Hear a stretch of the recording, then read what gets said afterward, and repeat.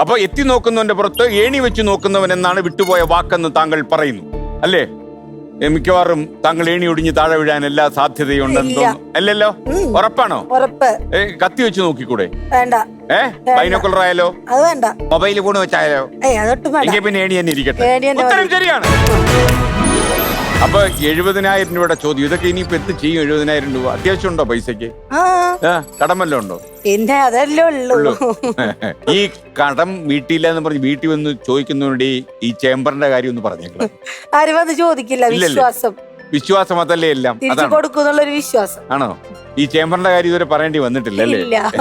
Chamber ആദ്യമായിട്ട് എന്നോടാ പറയുന്നത്. ആ ക്രെഡിറ്റ് എനിക്കാണെന്ന് തോന്നല്ലേ. ഞാൻ ഇനിയിപ്പോ എങ്ങോട്ട് പോയാലും സുബീനെ പറഞ്ഞ ആ ചേംബർ കംപ്ലീറ്റ് അത് ഷട്ടർ വിട്ട് അല്ലേ? ഓക്കെ, അത് നല്ലത്. അഹങ്കാരം കുറയാൻ കൊള്ളാം അല്ലേ? ചേംബറിന്റെ കാര്യം പറഞ്ഞാൽ ഒരുവിധം ഉള്ളവന്റെ അഹങ്കാരമൊക്കെ തീരാൻ.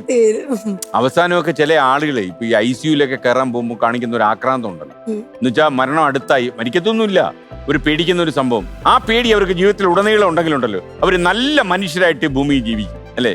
ഈ സുബീനയുടെ അഭിപ്രായത്തില് ഈ പാപം ചെയ്യുന്നവന് ശിക്ഷ ഇവിടെ കൊടുക്കണോ മരണാനന്തര ജീവിതത്തിൽ കൊടുക്കണോ? ഇവിടെ തന്നെ മതി. ഇവിടെ തന്നെ. അതാ, മരിച്ചു കഴിഞ്ഞിട്ട് എന്താ നമ്മള് കാണില്ലല്ലോ. അങ്ങനെ ജീവിതം ഉണ്ടോ എന്ന് തന്നെ അറിയത്തില്ല അല്ലേ? ഈ സുബീന ഈ ജോലി തെരഞ്ഞെടുത്തു എന്ന് അയൽവാസികളൊക്കെ അറിഞ്ഞൊരു സമയമുണ്ടല്ലോ. ആദ്യം അറിഞ്ഞില്ലല്ലോ അല്ലേ?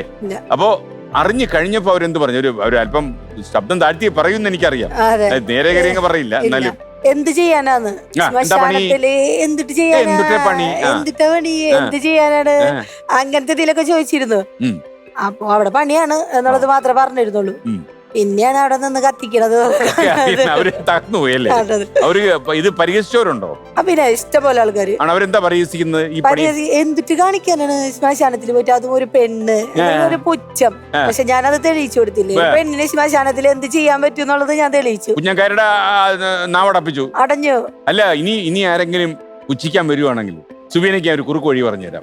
സുബീന പറഞ്ഞാൽ മതി, നല്ല സുന്ദരിയായ ഒരു സ്ത്രീയാണെന്ന് വെച്ചാൽ പറയുന്നു, ഒരു സുന്ദരിയായ പെണ്ണ് അവസാനം ഊർത്തനെടുത്തു, കാഞ്ഞുപോയി. ഞാന് ബോഡി എടുത്ത് അങ്ങോട്ട് നിവർത്തി കിടത്തി, സംഭവം കുളിപ്പിച്ചൊക്കെ റെഡിയാക്കി ഞാൻ ചേമ്പറിനകത്തോട്ട് കുത്തി കയറ്റി കേട്ടോ, ഗ്യാസ് ഓൺ ചെയ്ത് കത്തിച്ച് സെക്കൻഡ് കൊണ്ട് പോയി കത്തി, അത്രേ ഉള്ളൂ എന്ന് പറഞ്ഞാലുണ്ടല്ലോ. ഇപ്പൊ ഉദാഹരണത്തിന് താങ്കളാണെന്ന് വെച്ചോ, ഇന്നും കൂടെ ഒരു ലൈനും കയറ്റിയേക്കുക, അതോടെ ഉണ്ടല്ലോ അവര് കംപ്ലീറ്റ് സ്ഥലം കാലിയാക്കി. അപ്പൊ അത് നല്ല വിദഗ്ധമായി എന്നോട് പറഞ്ഞില്ലേ, എന്നോട് നല്ല ആലോചിച്ചൊന്ന് പറഞ്ഞാൽ എനിക്ക് മനസ്സിലായി ഇയാൾക്കിട്ടൊരു പണി കൊടുക്കണമെന്ന്.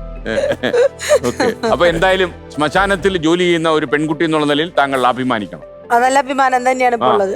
കാരണം ഒരുപാട് തന്നെ ആൾക്കാർ അറിഞ്ഞു എല്ലാ രീതിയിലും. അല്ല, മാത്രമല്ല താങ്കളുടെ ഒരു കമ്മിറ്റ്മെന്റ്, ഒരു അർപ്പണബോധം, അതുപോലെ ഏത് ജോലിയും ചെയ്യാനുള്ള ഒരു ആത്മാഭിമാനം, ഇതൊക്കെ എന്ന് പറഞ്ഞാൽ ആൾക്കാര് ഒരുപാട് പേര് കാണും താങ്കളെ. കുറെ ആൾക്കാർ എന്നെ വിളിച്ചിരുന്നു പ്രോഗ്രാമുകൾ കണ്ടിട്ട്. ഈ യൂട്യൂബ് ചാനൽ അതുപോലെ സൂര്യ TV-ലൊക്കെ വന്നിട്ടുണ്ടായിരുന്നു ചില ഇന്റർവ്യൂ ഒക്കെ, കഥകൾക്കപ്പുറത്തിൽ വന്നിട്ടുണ്ടായിരുന്നു. ഇനിയിപ്പോ എനിക്ക് തോന്നുന്നു BBC വരും, വരട്ടെ, BBC വരും, അവർ ഇന്റർവ്യൂ ചെയ്യും. എന്തായാലും നടക്കട്ടെ. ഓക്കെ, അപ്പൊ നമ്മൾ ഇനി എത്ര രൂപയിലാക്കാം പോകേണ്ടത്? 80,000. 80,000